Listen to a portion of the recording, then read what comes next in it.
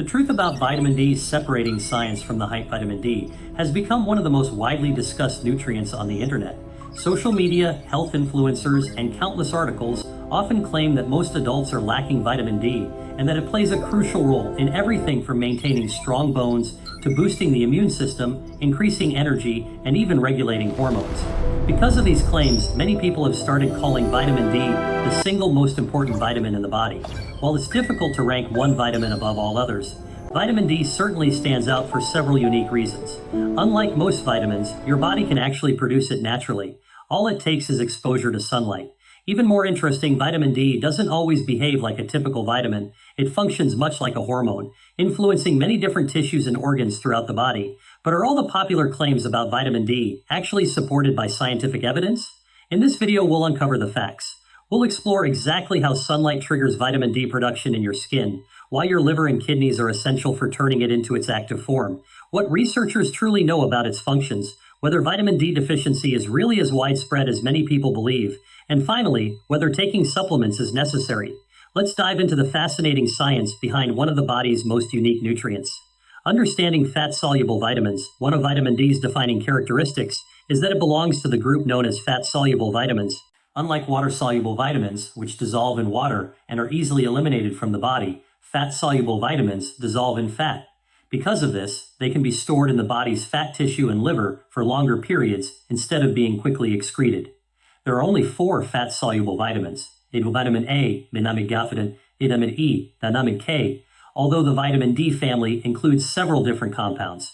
The most important form for humans is vitamin D3, scientifically known as cholecalciferol.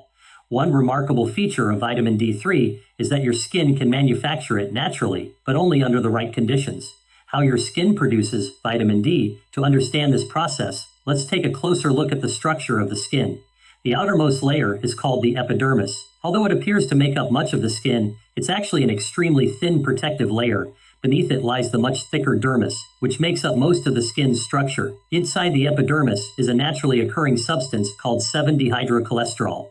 This compound serves as the starting material for vitamin D3 production. When ultraviolet B rays from sunlight strike the epidermis, they trigger a chemical reaction that transforms 7-dehydrocholesterol into vitamin D3. In theory, if you receive enough UVB exposure under the right conditions, your body can produce all the vitamin D3 it needs without relying on food or supplements. Dietary sources of vitamin D. Although sunlight is the body's primary source of vitamin D3, food can also contribute.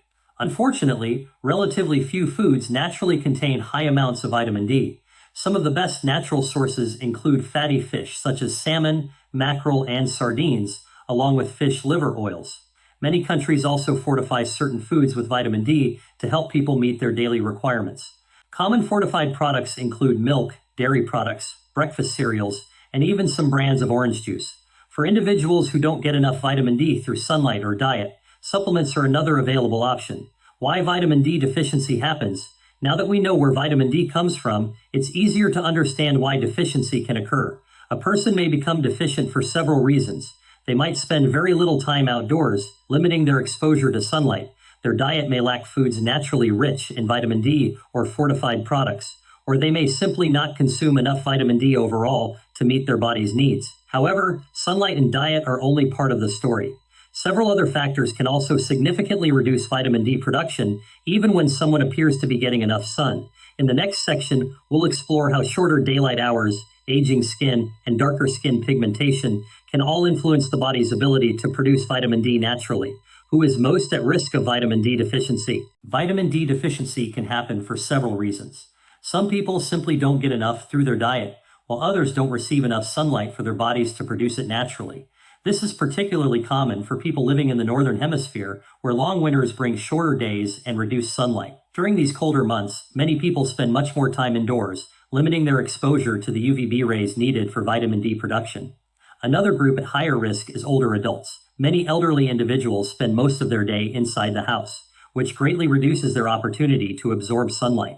On top of that, the natural aging process makes the skin less efficient at producing vitamin D3, meaning even with sun exposure, the body may generate smaller amounts than it did during younger years. Skin color also plays an important role. People with darker skin naturally have higher levels of melanin, the pigment responsible for skin color.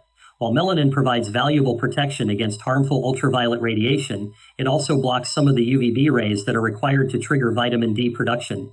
As a result, individuals with darker skin often need longer periods of sunlight exposure to produce the same amount of vitamin D3 as someone with lighter skin. Because of this, they may face a greater risk of developing vitamin D deficiency if they don't receive adequate sun exposure. Later in this video, we'll discuss how doctors determine whether someone is truly deficient in vitamin D and examine the possible health problems that can arise when levels become too low.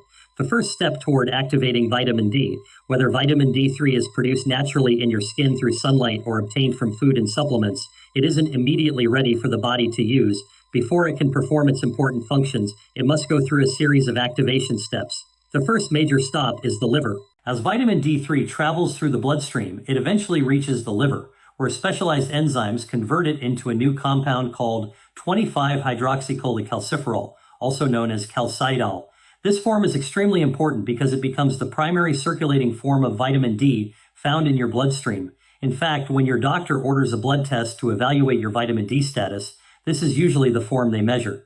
Since calcidol remains in circulation much longer than the active form, it provides the most reliable indication of your body's vitamin D stores. However, even after this conversion, vitamin D is still not fully active. One final transformation is still required. The kidneys complete the final activation. After leaving the liver, 25-hydroxycholecalciferol continues circulating through the bloodstream until it eventually reaches the kidneys. Inside each kidney, blood flows through an intricate network of vessels before reaching the renal cortex, which forms the outer region of the organ. Within this area are microscopic structures known as the proximal convoluted tubules.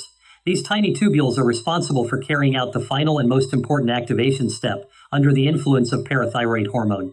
Enzymes inside these tubules convert 25-hydroxycholecalciferol into 1025-dihydroxycholecalciferol, also called calcitriol. The name may be more complicated, but this is the form that truly matters.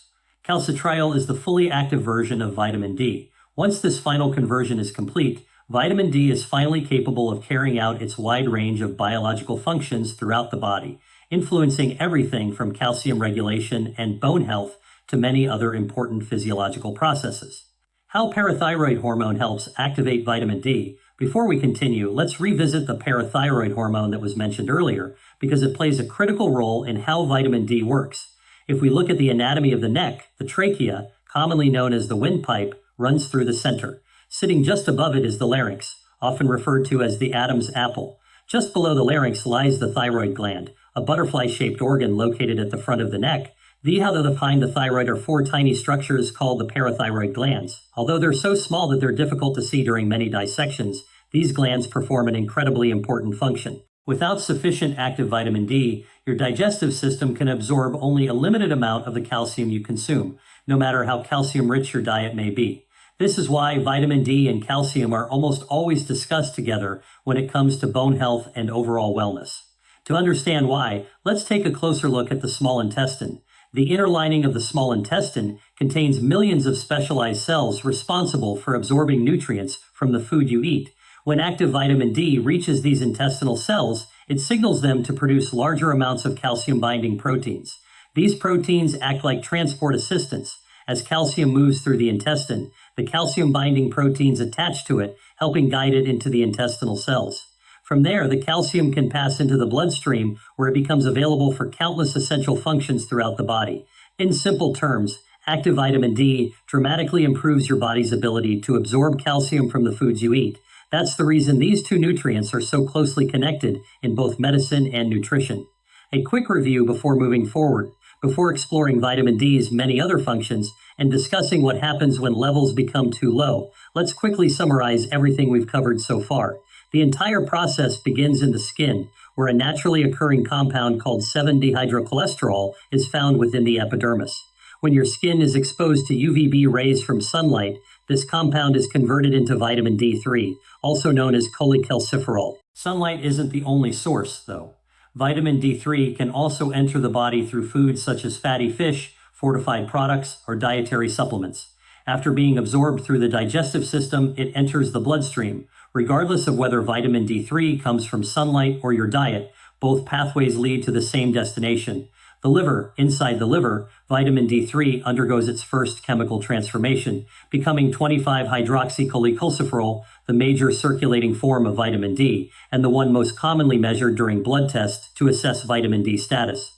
From there, it travels to the kidneys, where, under the direction of parathyroid hormone, it is converted into 1025-dihydroxycholecalciferol, the fully active form that helps the body absorb calcium and carry out its many important biological functions. This remarkable journey, from sunlight to skin, through the liver and kidneys, illustrates how multiple organs work together to produce one of the body's most unique and essential nutrients. Why doctors test 25-hydroxy vitamin D? Earlier, we mentioned that doctors usually measure 25-hydroxycholecalciferol when checking your vitamin D levels through a blood test. But why don't they test the fully active form instead? The answer lies in how vitamin D circulates through the body. After vitamin D3 is converted by the liver into 25-hydroxycholecalciferol, this form remains in the bloodstream for a relatively long time. Because it stays in circulation much longer than the active form, it provides a much more reliable picture of your body's overall vitamin D reserves. That's why healthcare providers use this measurement as the standard test for evaluating whether someone has sufficient vitamin D or may be deficient. The final activation takes place in the kidneys. Once 25-hydroxycholecalciferol is circulating through the bloodstream, it eventually reaches the kidneys. Here, another important transformation occurs under the influence of parathyroid hormone 8, which is released by the parathyroid glands to help regulate calcium levels. The kidneys convert 25-hydroxycholecalciferol into 1,25-dihydroxycholecalciferol, better known as calcitriol. This is the fully activated form of vitamin D. Only after this final conversion is complete can vitamin D perform its full range of biological functions throughout the body. Vitamin D's essential role in calcium absorption. One of the most important responsibilities of activated vitamin D is improving the body's ability to absorb calcium. It does this by acting on the cells that line the small intestine. These specialized intestinal cells are responsible for absorbing nutrients from digested food. When active vitamin D reaches them, it signals the cells to produce more calcium-binding proteins. As the number of these proteins increases, the intestine becomes much more efficient at capturing calcium from food and transporting it into the bloodstream. This is one of vitamin D's most critical functions and explains why maintaining healthy vitamin D levels is so important for supporting normal calcium balance and strong bones. Vitamin D may do much more than we once thought. As remarkable as vitamin D's role in calcium absorption is, scientists are discovering that its influence may extend far beyond bone health. It's important to emphasize, however, that many of these areas are still being actively researched. While early findings are promising, researchers continue to study exactly how significant these effects are in humans. One reason vitamin D has attracted so much scientific attention is that receptors for its active form are found throughout many different tissues in the body. In other words, many types of cells are capable of responding to activated vitamin D. For example, numerous immune cells contain vitamin D receptors. This has led scientists to investigate whether vitamin D helps regulate certain immune responses and control inflammation. Researchers are also exploring possible links between vitamin D levels and several other aspects of health, including muscle strength and function, mood and emotional well-being, hormonal regulation, including possible effects on testosterone. In addition, laboratory studies have suggested that vitamin D may influence how certain cancer cells grow and behave. Although these findings are intriguing, much more research is needed before firm conclusions can be drawn about these potential roles. Even so, vitamin D remains one of the most fascinating nutrients currently being studied. Recognizing the signs of vitamin D deficiency. One of the challenges with vitamin D deficiency is that it often develops quietly. Many people with mild or moderate deficiency experience no noticeable symptoms at all. Because of this, they may have low vitamin D levels for months or even years without realizing it. As the deficiency becomes more severe or continues for a longer period, symptoms are more likely to appear. Some of the most commonly reported signs include persistent fatigue or low energy, generalized muscle aches and discomfort, muscle weakness, a vague feeling of not feeling as healthy or energetic as usual. Because these symptoms are nonspecific and can be caused by many different conditions, vitamin D deficiency can easily go unnoticed without proper medical evaluation and blood testing. The real consequences of vitamin D deficiency. Some people notice improvements in their health after correcting a vitamin D deficiency, especially if they were experiencing low vitamin D levels beforehand. However, many of the symptoms commonly linked to vitamin D deficiency, such as tiredness, muscle discomfort, or low energy, are nonspecific. In other words, these symptoms can result from many different medical conditions, not just low vitamin D. That's one of the main reasons why blood testing is so valuable. Rather than guessing, Testing allows healthcare providers to determine whether vitamin D deficiency is actually present. Why bone health depends on vitamin D. The strongest scientific evidence for vitamin D's importance relates to calcium absorption in bone health. As we've already learned, vitamin D helps your intestines absorb calcium efficiently from the food you eat. Without enough vitamin D, calcium absorption decreases significantly, but your body cannot simply allow calcium levels in the bloodstream to fall. Calcium is essential for many critical functions, including muscle contraction, nerve signaling, and maintaining a normal heartbeat. Because of these vital roles, the body works hard to keep blood calcium levels within a very narrow range. If dietary calcium absorption becomes inadequate due to vitamin D deficiency, the body begins searching for another source. Unfortunately, that source is your bones. Your skeleton acts as the body's largest calcium reservoir. To maintain normal blood calcium levels, the body starts releasing calcium stored inside bone tissue into the bloodstream. Although this helps preserve essential body functions in the short term, it comes at a cost. Over time, continuous loss of calcium weakens the bones, increasing the risk of bone pain, fragility, fractures. Osteomalacia, a condition in adults where bones become soft and weaken due to poor mineralization. In children, severe vitamin D deficiency can cause rickets, a disorder that interferes with normal bone development and growth, often leading to weakened or misshapen bones if left untreated. Are most people really vitamin D deficient? By now, you may be asking an important question. How can I tell if I'm actually deficient? And should I be taking more vitamin D? The answer isn't as straightforward as many people assume. Low vitamin D levels are relatively common around the world, but the exact percentage depends on how deficiency is defined. Different medical organizations use different cutoff values to classify vitamin D levels, so estimates vary from one study to another. Research suggests that a substantial number of adults have vitamin D levels that are considered either low or insufficient, but these numbers are influenced by many factors, including geographic location, season of the year, amount of daily sunlight exposure, skin pigmentation, age, diet, body composition. Because of these variables, it isn't accurate to say that everyone is vitamin D deficient. However, it is fair to say that low vitamin D levels are common enough that many people should be aware of their potential risk. Why isn't everyone routinely tested? If vitamin D deficiency is so common, a reasonable question is, why don't doctors automatically check everyone's vitamin D level during yearly physical exams? The reason is that routine screening for healthy adults who have no symptoms remains an area of ongoing medical debate. Some professional medical organizations conclude that there isn't enough evidence to recommend universal vitamin D screening for every healthy adult. On the other hand, many healthcare providers choose to test patients who have risk factors, symptoms, or medical conditions that increase the likelihood of deficiency. Because of these differing recommendations, testing decisions are often made on an individual basis rather than as part of routine screening for everyone. Per day, the goal is to help reduce the risk of developing deficiency, especially for people whose vitamin D levels may fluctuate because of seasonal changes, limited sun exposure, indoor lifestyles, or inconsistent dietary intake. From a practical standpoint, this idea measuring 25-hydroxy vitamin D provides the clearest picture of your body's overall vitamin D stores and is considered the standard laboratory test for evaluating vitamin D status. Should you take a vitamin D supplement, if blood testing confirms that someone has a vitamin D deficiency, the best treatment depends on two main factors: how severe the deficiency is and what caused it in the first place. For some people, simple lifestyle changes may be enough. Increasing the amount of vitamin D-rich foods in the diet or spending more time safely exposed to sunlight can help improve vitamin D levels naturally. Others, however, may need vitamin D3 supplements. In cases of more significant deficiency, healthcare providers may recommend higher therapeutic doses for a period of time before transitioning to a maintenance dose.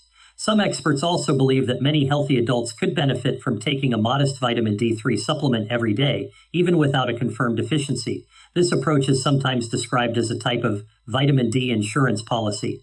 A typical maintenance dose is usually around 1,000 to 2,000 international units per day. The goal is to help reduce the risk of developing deficiency, especially for people whose vitamin D levels may fluctuate because of seasonal changes, limited sun exposure, indoor lifestyles, or inconsistent dietary intake. From a practical standpoint, this idea isn't without merit. Although vitamin D is a fat-soluble vitamin, meaning excessive amounts can accumulate in the body, vitamin D toxicity is relatively uncommon. For most healthy adults, these moderate maintenance doses are generally considered safe when used appropriately.